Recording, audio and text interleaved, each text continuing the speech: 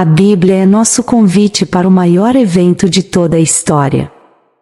1 Tessalonicenses 4, versículos 16 e 17 diz: Porque o mesmo Senhor descerá do céu com um brado, e com voz de arcanjo, e com a trombeta de Deus, e os que morreram em Cristo ressuscitarão primeiro. Depois nós, os que ficarmos vivos, seremos arrebatados juntamente com eles nas nuvens, para encontrar o Senhor nos ares, e assim estaremos sempre com o Senhor. Agora, eu não sei quanto a você, mas eu não gostaria de perder isso. Não gostaria de perder aquele dia glorioso, quando o Senhor descerá dos céus, e arrebatará sua amada igreja. Ele fará isso de repente, ele fará isso rapidamente e sem aviso. A Bíblia diz que o Senhor mesmo descerá do céu com um grito de comando, com a voz do arcanjo, e com o toque da trombeta de Deus. Quando aquela trombeta soar, onde você estará? Você estará arrebatado no céu para encontrar o Senhor? Quando aquela trombeta soar, em que estado estará o seu coração? Você estará vivendo no pecado ou esperando pacientemente, fielmente em oração pelo Senhor? Quando aquela trombeta soar, será um dia de acerto de contas para você. Você considerará o fato de que recebeu um convite para este encontro mais espetacular e glorioso? Mas não se deu ao trabalho de ler aquele convite? Será um dia em que você cairá de joelhos em completo desespero? Pergunte a si mesmo: como eu perdi isso? Como eu fui deixado para trás? Enquanto você me ouve agora, eu encorajo você a prestar atenção, a ter cuidado. O dia do Senhor virá como um ladrão, virá em um dia e hora desconhecidos, para qualquer pessoa nesta terra. Mas quando aquele dia chegar, que encontro glorioso e espetacular nas nuvens será! Não perca o maior evento que o mundo já viu. Acho interessante que a Bíblia use as palavras prestar atenção. Prestar atenção é dar uma atenção especial. É adicionar um nível extra de consideração do que você normalmente faria. Antes de prosseguir, gostaria de submeter a você este breve trecho das Escrituras, Marcos 13 versículos 28 a 33. Aprendei, pois, a parábola da figueira. Quando já o seu ramo se torna tenro, e brota folhas, bem sabeis que está próximo o verão. Assim também vós, quando virdes sucederem essas coisas, sabei que já está próximo, às portas. Na verdade vos digo que não passará esta geração, até que todas essas coisas aconteçam. Passarão o céu e a terra, mas as minhas palavras não passarão. Porém daquele dia e hora ninguém sabe, nem os anjos que estão no céu, nem o Filho, senão o Pai. Olhai, vigiai e orai, porque não sabeis quando chegará o tempo. Aqui encontramos pela primeira vez a frase prestar atenção, significando que devemos prestar especial atenção quando se trata do retorno de Jesus Cristo. E como se presta atenção? Você pode perguntar. Bem, a Bíblia diz: prestai atenção, vigiai e orai. Ore, vigie e ore, irmãos. Deixe-me fazer uma pergunta a você. Você está vigiando? Você está orando? Você está observando o que a Bíblia diz sobre os últimos dias? Tempos perigosos virão. A palavra perigoso significa cheio de perigo ou cheio de riscos. Então isso significa que devemos estar atentos para os dias em que há perigo neste mundo. Perigo quando se trata de nossa saúde como seres humanos, perigo ou risco quando se trata da economia, perigo ou risco quando se trata da própria natureza. Tempos perigosos virão e, em contexto com nossas duas palavras-chave, devemos prestar atenção, devemos considerar cuidadosamente, quando notarmos que os homens são amantes de si mesmos, amantes do dinheiro, presunçosos, orgulhosos, blasfemos, ingratos, profanos. Eu poderia continuar e apontar toda a lista descrita na Bíblia, mas há outras ocasiões em que as palavras prestar atenção são trazidas à nossa atenção. Mateus 24, versículo 4 diz: E Jesus, respondendo, disse-lhes: Acautelai-vos, que ninguém vos engane.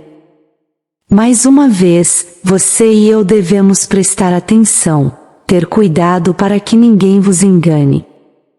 Isso significa que chegará um momento em que haverá uma prevalência de engano, e é um pensamento assustador, pois a Bíblia diz que até os escolhidos serão enganados, se possível. Se você ler Mateus 24, versículo 4, fala que Jesus nos avisou e nos aconselhou a prestarmos atenção. Será que estarmos alertas para discernir o engano? Voltando ao meu texto de abertura em Marcos 13, versículos 28 a 33, o versículo 29 diz: Assim também vós, quando virdes sucederem essas coisas, sabei que já está próximo, às portas. Esta parábola dada a nós por Jesus, é destinada a servir como um aviso para todos nós. Sua volta está próxima, às portas. E então minha mensagem para você é prestar atenção, porque em 2 Timóteo 4 diz que virá um tempo em que alguns não tolerarão mais o ensino sólido, não tolerarão mais o ensino piedoso, não conseguirão ouvir o puro Evangelho de Jesus Cristo, o Evangelho de verdade não diluído, não adulterado, um Evangelho que prega o arrependimento. Então os homens rejeitarão esse ensino sólido e, em vez disso, viverão de acordo com seus próprios desejos, coçarão suas orelhas com coceira, cercando-se de professores que aprovam seus estilos de vida e dizem o que querem ouvir. Preste atenção, homem de Deus, preste atenção, mulher de Deus, não caia na armadilha de ouvir um evangelho que aprova seu estilo de vida pecaminoso. O evangelho deve desafiá-lo para a justiça, deve empurrá-lo em direção à santidade. O Evangelho deve convencê-lo a se arrepender e cair aos pés de Jesus Cristo, buscando sua misericórdia. Santo irmão, prestem atenção em Mateus 24, versículo 7, que diz: Porque se levantará nação contra nação, e reino contra reino, e haverá fomes e pestes e terremotos em vários lugares. Prestem atenção aqui em Mateus 24, versículo 10, que diz: Então muitos serão escandalizados, e trair-se uns aos outros, e uns aos outros se odiarão. Prestem bem atenção para que a iniquidade não vos abunde, e o amor de muitos se esfriará. Enquanto você me ouve, eu vou te fazer novamente as perguntas: você está vigiando? Você está orando? Está observando o que a Bíblia diz que nos últimos dias tempos perigosos virão? Deixe-me lembrar que existem dois reinos, há o reino da luz e há o reino das trevas. Quando você se entrega a Jesus, quando você entrega sua vida a Jesus, sabe o que acontece? Você é transformado do reino das trevas para o reino da luz. No momento em que recebemos Jesus Cristo, passamos da escuridão para sermos filhos da sua maravilhosa luz. Deixe-me dizer algo.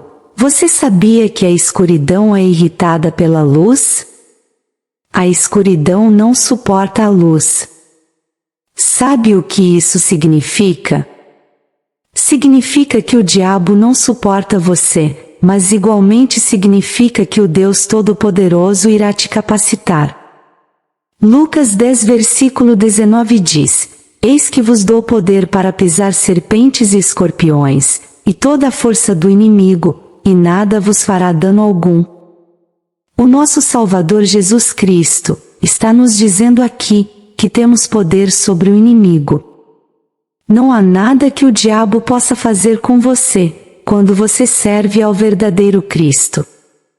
Talvez você precise de encorajamento, porque pode estar sob ataque do inimigo, mas quero dizer a você, para te encorajar, que até Deus está pronto para afiar suas armas. Ele está pronto para te dar uma nova estratégia. Ele está pronto para renovar sua força nesta temporada em que você está. Você precisa saber que a palavra de Deus está disponível para você como um servo do Senhor.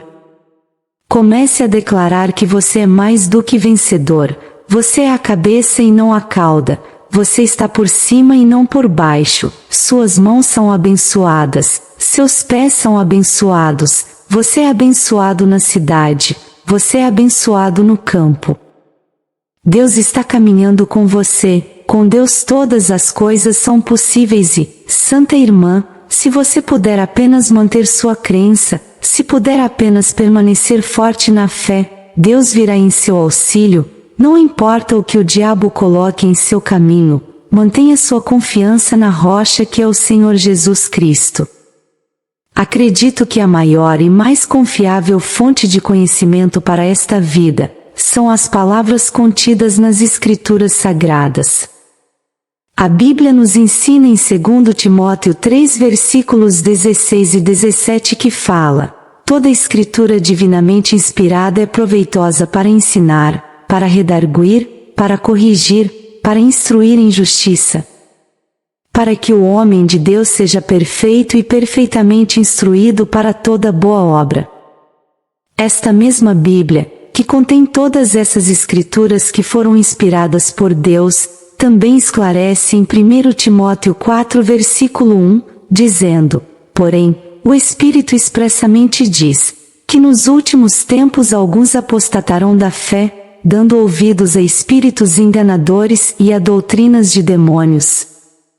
As pessoas terão a pureza da verdade de Deus à disposição, mas haverá alguns que escolherão se apegar a informações que vêm de fontes relacionadas à atividade demoníaca. Isso é o que a Bíblia quer dizer quando diz que alguns se dedicarão ao ensino de demônios. Pense sobre isso. Até mesmo a Bíblia ensina que o próprio diabo é o governante do mundo em que vivemos. João 8, versículo 44 diz: vós tendes por pai o diabo, e quereis realizar os desejos de vosso pai, e ele foi homicida desde o princípio, e não permaneceu na verdade, porque não há verdade nele. Quando fala mentira, fala do que lhe é próprio, porque é mentiroso, e pai da mentira. Esse versículo explica que o diabo foi homicida desde o princípio e que não há verdade nele. Quando ele mente, fala de acordo com sua própria natureza, porque ele é um mentiroso e o pai das mentiras. No entanto, a sociedade, em muitos casos, escolheu seguir princípios associados aos ensinamentos dos demônios, em vez de aderir à fonte que sabemos ser a verdade, a palavra de Deus. E deixe-me esclarecer algo: os ensinamentos dos demônios não são o que muitos pensam que são. Eles não estão necessariamente relacionados ao mal flagrante, mas é mais um mal sutil e enganador. Os ensinamentos ou doutrinas dos demônios dirão coisas como você pode pecar tanto quanto quiser, porque a graça de Deus é ilimitada, e sua misericórdia dura para sempre. Os ensinamentos ou doutrinas dos demônios irão incentivá-lo a viver para si mesmo, cuidar de si mesmo e acumular riquezas, mas em ambos os exemplos, há apenas um pouco de verdade misturada com mentiras. O que esses exemplos não dizem é que sim, Deus nos deu graça e sua misericórdia, e ela dura para sempre, mas Deus não é zombador, porque o que quer que uma pessoa semeia, também colherá.